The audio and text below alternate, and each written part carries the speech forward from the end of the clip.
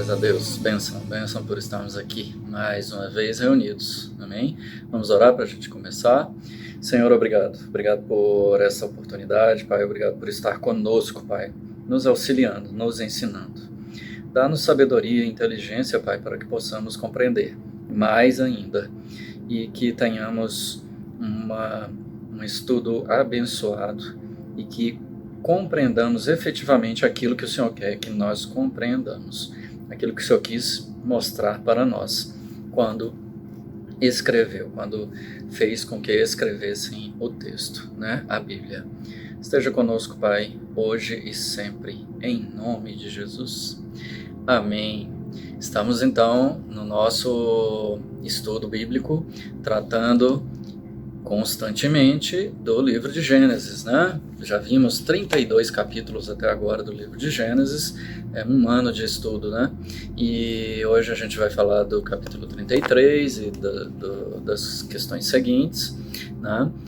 Estamos vendo a situação de Jacó. A gente vê que Jacó é descendente de Abraão, está na descendência, ele é abençoado, ele tem sido abençoado, e agora estamos naquele momento importante, que é assustador ao mesmo tempo para Jacó, que é o reencontro com seu irmão Esaú. E por que é assustador? Por que ele está preocupado? Porque Jacó aprontou duas com Esaú, né? Roubou a primogenitura, ou comprou por um prato de lentilha, melhor dizendo, né? Por um guisado, né? E roubou lá a bênção do seu pai, né?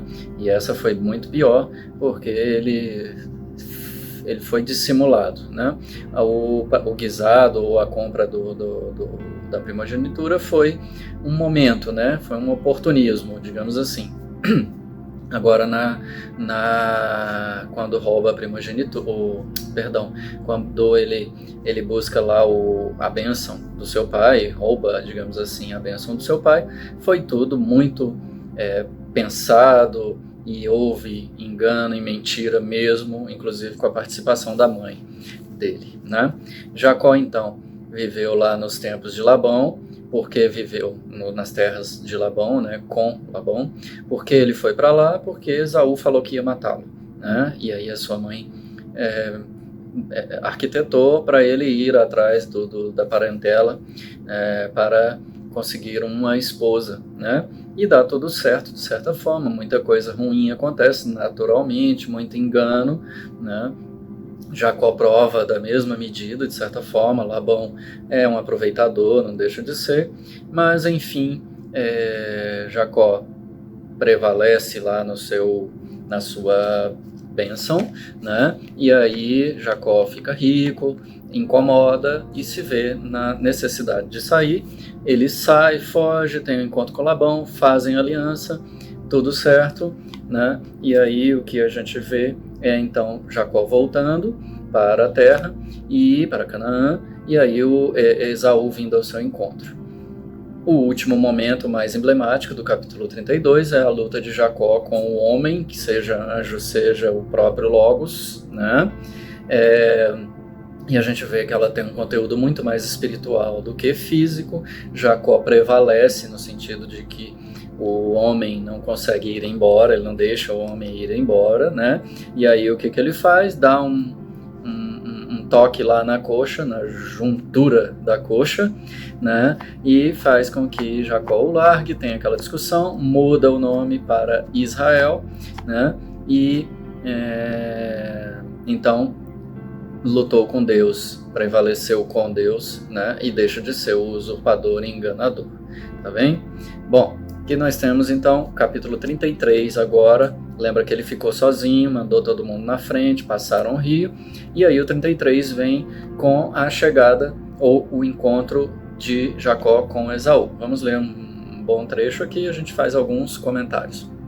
Então 33 diz assim: Levantou Jacó os olhos e olhou, e viu que vinha Esaú, e com ele 400 homens. Então repartiu os filhos entre Lia, Raquel e as duas servas.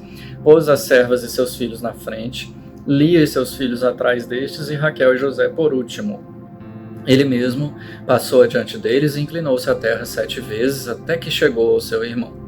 Então Esaú correu-lhe ao encontro, abraçou-o, lançou-se-lhe ao pescoço e o beijou, e eles choraram.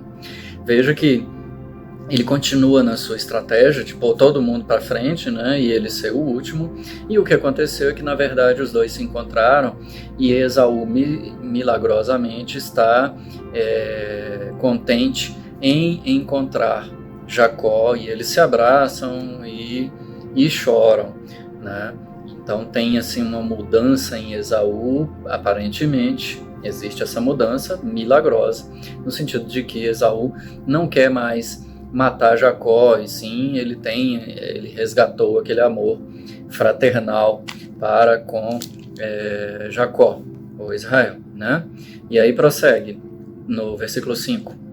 Depois Esaú levantou os olhos e viu as mulheres e os meninos e perguntou: quem são estes contigo? E ele respondeu: os filhos que Deus bondosamente deu a teu servo. Então chegaram-se as servas, a elas e seus filhos, e se inclinaram. Chegaram-se também Lia e seus filhos, e se inclinaram. Depois chegaram José e Raquel, e se inclinaram. Perguntou Esaú: o que queres dizer com todo este bando que encontrei? Respondeu Jacó: para achar graça aos olhos de meu senhor. Veja que, qual é a grande questão? Jacó não tem uma habilidade de guerra, né, de guerreiro, e sim uma habilidade intelectual e uma habilidade do passado dele de enganador. Esaú, por outro lado, tem essa habilidade de guerra. Então Jacó, ele se apresenta sempre como um servo, como submisso, né? Por quê? Porque ele não vai lutar com Esaú, ele sabe que Esaú ganharia. E veja que Esaú vinha numa condição, aparentemente, de vingança, porque ele trazia 400 com ele, 400 homens com ele, né? Então Jacó sabia que não tinha como prevalecer em uma luta física, corporal, porque Jacó tinha muito menos pessoas, homens, guerreiros, para fazer frente a essa possível batalha. Tá? E aí o que acontece, ou o que a gente nota aqui no versículo 5, quando Esaú pergunta: quem é esse povo aí que está contigo? A gente vê que a distância e o tempo fez com que eles ficassem quase que como desconhecidos um para com o outro, né? Eles resgataram o laço familiar, mas eram desconhecidos, porque Esaú não conhecia ninguém, né? A gente tinha aí 20 anos, mais de 20 anos de distância, de diferença. Tá? Bom, e aí prossegue então Esaú perguntando: o que é essa coisarada toda que você mandou, esse tanto de gente, né? Primeiro, o que é isso? E Jacó vai vir explicar a estratégia dele, não abrindo o jogo, né? Mas vai explicar que ele queria achar graça aos olhos de Esaú, ou seja, não ser morto, né? Quebrar o ódio de Esaú, tá? E aí vai o texto lá no 9, lá, versículo 9 em diante. Mas Esaú disse: eu tenho bastante, meu irmão, seja teu o que tens. Então disse Jacó: não se agora achei graça aos teus olhos, peço-te que aceites o meu presente, porque vi o teu rosto como se tivesse visto o rosto de Deus e te agradaste de mim. Aceita, peço-te o meu presente que eu te trouxe, pois Deus tem sido bondoso para comigo e tenho de tudo. E insistiu com ele, e ele o aceitou. Então disse Esaú: ponhamo-nos a caminho e vamos, eu irei adiante de ti. Respondeu-lhe Jacó: meu senhor sabe que estes filhos são tenros e que tenho comigo ovelhas e vacas de leite. Se forçadas a caminhar demais um só dia, todos os rebanhos morrerão. Bom, o que nós temos aqui então? Esaú vem e fala: vamos sair daqui e vamos lá para minha casa, que eu vou te receber, vai dar tudo certo, né? Tem uma discussão a respeito dos bens e Esaú acaba concordando em aceitar. Certamente ele queria, né? Apesar de que ele também tinha tudo. Jacó, como é pensado ali, ele tinha provisões suficientes para sobreviver, mesmo dando os presentes, né? E aí eles ajustam e tal. Jacó, a gente vê que ele vai construindo o relacionamento com a conversa aqui, né? E aí o que ele percebe? Um perigo. Esaú está chamando, o que Esaú vai querer fazer? E aí o que acontece? Certamente ele pensou: Esaú agora, neste momento, está felizinho e tal, que encontrou, mas será que ele não vai resgatar o ódio quando ele tiver algum confronto com Jacó ali, se eles viverem juntos? Então Jacó já arquiteta um plano para não ter que ir com Esaú. E ele fala, vai, eu vou devagar aqui, porque senão o gado morre, tem criança e tudo, você tá bem aí, vai, né? E eu vou em seguida. E aí a gente vê o versículo 14 e seguintes tratando disso. Vamos ver. Passe o meu senhor adiante de seu servo, e eu seguirei, conduzindo-os pouco a pouco, conforme o passo do gado que está diante de mim, e conforme o passo dos meninos, até que chegue ao meu senhor em Seir. Respondeu Esaú, então permita-me deixar contigo alguns dos meus homens. Perguntou Jacó, para quê? Basta que eu ache graça aos olhos do meu senhor. Assim tornou Esaú aquele dia pelo seu caminho a Seir. Jacó, porém, partiu para Sucote e edificou para si uma casa e fez abrigos para o seu gado. Por isso chamou aquele lugar Sucote. Tá? O que aconteceu então? Jacó foi para outro lugar. Falou, não, vai, não precisa ter gente aqui também não. Se eu achei graça nos seus olhos, perante seus olhos, então eu não vou ser perseguido, não vou morrer, não vou ter problema.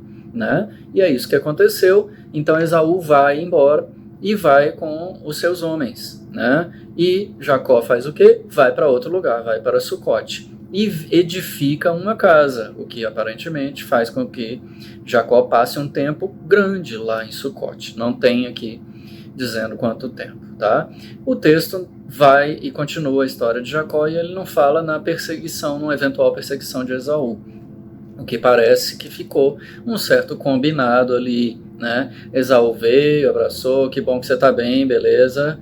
Meu coração, né, foi amolecido, então não vou te matar. Foi embora. Jacó foi para outro lado e não se tem a história de Esaú saindo em perseguição para voltar e buscar e tal, ou seja, no mínimo caiu a ficha de Esaú com relação a isso, né? E aí temos então Jacó indo para Sucote, depois no versículo 18, 19 e 20, vamos ler aqui, depois que voltou de Padã Arã, Jacó chegou são e salvo à cidade de Siquém, que está na terra de Canaã, e se acampou diante da cidade. Por 100 peças de prata ele comprou dos filhos de Amor, pai de Siquém, a parte do campo em que estendera sua tenda. Então levantou ali um altar e lhe chamou Deus, o Deus de Israel. Né? O que nós temos aqui? Então, Jacó vai, enfim, chega à terra, de volta à terra do seu pai, vai para Canaã, e ele compra, então, uma parte da terra lá em Siquém, né, compra a cidade de Siquém, compra uma terra dos filhos de Amor, que era pai de Siquém, tá? E ele então passa a morar lá em Siquém, lá em Canaã. Tá? O que acontece no final? Qual é a coisa mais importante aqui do capítulo? Então levantou ali um altar, ele chamou Deus, o Deus de Israel. Então Jacó já está mudado, né? Deus, o Deus de Israel. Então Jacó já é Israel mesmo. E agora ele começa a ser mais ativo na questão espiritual. E ele monta um altar a Deus, né? Que é o que a gente vê que todos fizeram no passado, especialmente Abraão. Abraão, onde parava, montava um altar. Tá? Vamos adiantar um pouco mais, falar do capítulo 34. É um capítulo longo, mas que vale a leitura depois com mais cuidado, né? Como dever de casa. O capítulo 34, então, é o desenrolar da vida, uma parte do desenrolar da vida de Jacó e sua família lá em Canaã. E aí o que acontece? A gente vê que esse fato de Jacó ter comprado dos filhos de Amor, lá, pai de Siquém, o campo. Então Jacó, ele certamente estava sendo relevante, vamos dizer assim, nesse ambiente. E ele tinha algum tipo de relacionamento com Siquém. Né? E aí o que aconteceu? Vou ler algumas partes aqui para a gente entender. Então o capítulo 34 diz assim: Ora, Diná, filha de Lia, que esta dera a Jacó, saiu para ver as filhas da terra. Ou seja, ela foi ver as pessoas, né? Quando Siquém, filho do Eveu, Amor, príncipe da terra, a viu, tomou-a, deitou-se com ela e a humilhou. Sua alma se apegou a Diná, filha de Jacó, e amou a moça e falou-lhe afetuosamente. Então o que aconteceu? Nós tivemos aqui uma uma situação. Diná foi lá falar, conversar, conhecer as pessoas e tal, trocar ideias, né? E aí o que aconteceu? Siquém, que é o filho lá do dono da terra, né? Siquém viu Diná e tomou-a. Então ele forçou, ele se deitou com ela e a humilhou. Ou seja, ela foi enganada aqui no mínimo, né? Mas ela foi forçada efetivamente, aparentemente aqui pelo texto, tá? Mas o que aconteceu?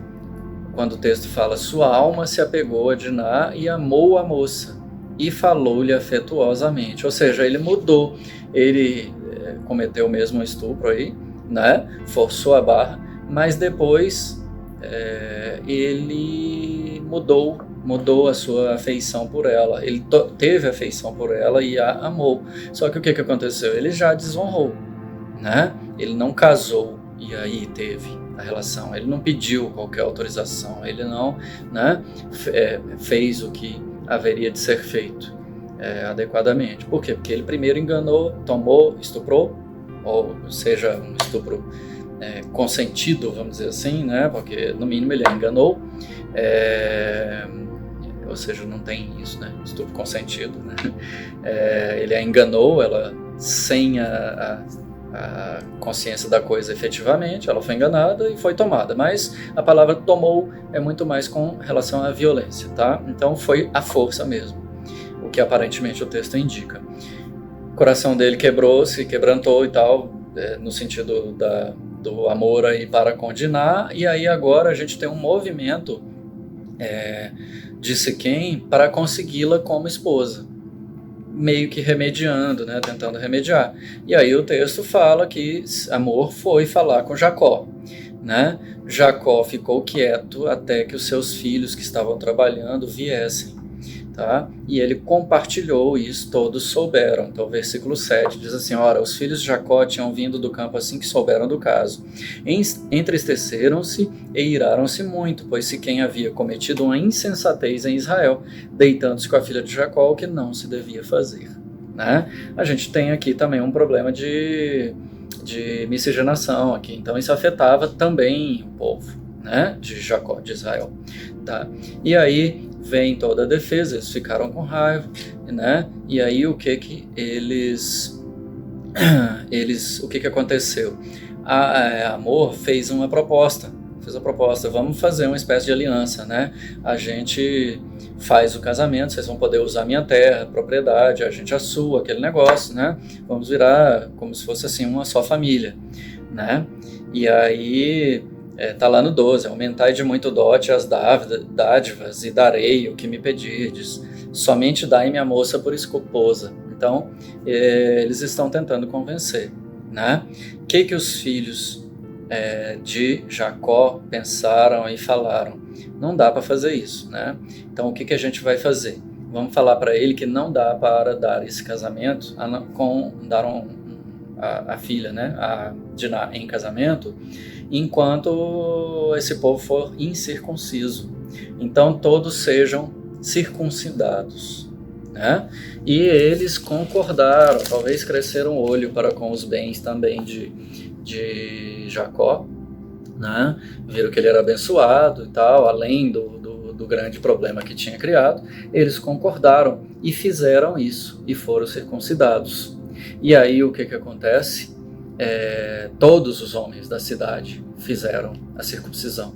Então, no dia pior do resultado da circuncisão, está lá no versículo 25, diz assim, 3 dias mais tarde, quando os homens estavam doloridos, 2 filhos de Jacó, Simeão e Levi, irmãos de Diná, tomaram cada um a sua espada, entraram inesperadamente na cidade e mataram a todos os homens. Mataram também a fio da espada a Amor e a seu filho Siquém, e tomaram a Diná da casa de Siquém e saíram. Vieram os filhos de Jacó aos mortos e saquearam a cidade, porque haviam violado a sua irmã. Tomaram deles os seus rebanhos, os bois, os jumentos e o que havia tanto na cidade como no campo.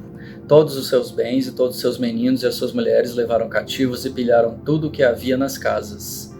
Então disse Jacó a Simeão e a Levi, tendes-me perturbado, fazendo-me odioso aos habitantes da terra, aos cananeus e ferezeus. Nós somos pouca gente, se eles se juntarem e vierem contra mim, serei destruído, eu e minha casa. Ao que responderam: devia ele tratar a nossa irmã como a uma prostituta? Né? E termina o capítulo 34. Em resumo, a convivência em Canaã acabou sendo prejudicada, né? Porque esse fato iria correr a terra, né? E os cananeus e os ferezeus que viviam lá iriam saber. E o que eles iriam fazer? Obviamente se juntar e matar todo mundo aqui. Não dá para confiar em alguém que faz um negócio desse, né? E é o que aconteceu, e é o que aconteceria, tá? E é o que Jacó entendeu que aconteceria. E aí ele fala: vocês atrapalharam nossa vida, agora a gente tem que sair daqui, né? Eu sou odioso aos habitantes da terra.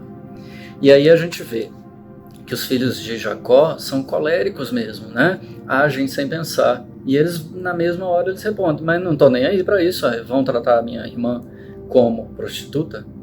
Né? E o que a gente vê aqui, então? E dos dois capítulos, o que a gente pode ver ou extrair aqui? Primeiro, decisões mal pensadas, né? No caso de Jacó com Esaú, não, ele estava seguindo a ordem de Deus e por isso deu certo, né? Tudo bem que ele traçou estratégias para tentar ludibriar, sei lá, o coração de Esaú, mas de certa forma deu certo, né? Por quê? Porque Deus já tinha falado que ele tinha que fazer isso. No outro lado, depois da desgraça que aconteceu com Diná, os irmãos, filhos de Jacó, agiram impensadamente, né? Pensaram em todo o plano, né, de vingança, mas ninguém aqui não se fala, ninguém orou, ninguém perguntou para Deus o que tinha que fazer, né?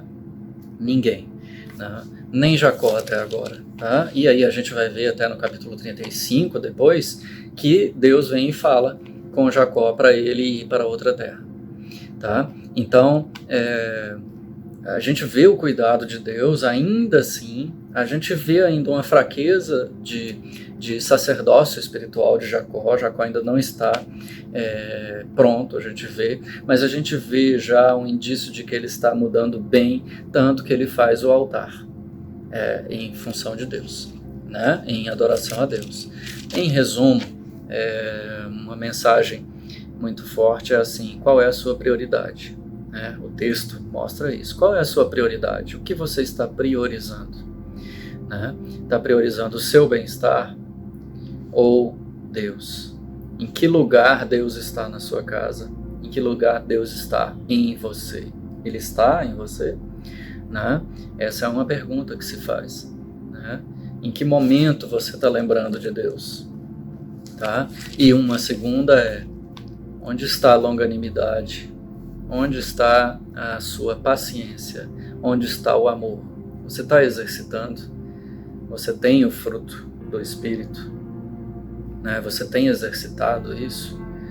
Aqui não houve o exercício, disso por parte dos filhos de Jacó. O que aconteceu? Atraiu problemas. Atraíram problemas para eles. Vão ter que se mudar, vão ter problemas. E aí, o que você está pensando? Essa é a mensagem que eu retiro aqui desses dois capítulos. O que estamos fazendo em termos de priorização? Estamos priorizando o que ou quem? Ou, ao menos, estamos lembrando de Deus? E mais, estamos lembrando que Ele está cuidando de nós, mesmo a gente não o priorizando? É isso, Ele está cuidando de nós, tá bem? Bom, já avançamos bastante, vamos ficar por aqui, tá certo? Vamos orar para encerrar. Senhor, obrigado por mais essa oportunidade, obrigado por estar conosco, Pai. Obrigado por nos orientar, nos guiar, Pai. E faça isso sempre, Pai, é isso que te pedimos, tá? Perdoa nossos pecados, dá-nos saúde, dá-nos paz, dá-nos segurança, em nome de Jesus. Amém? Que o Senhor te abençoe.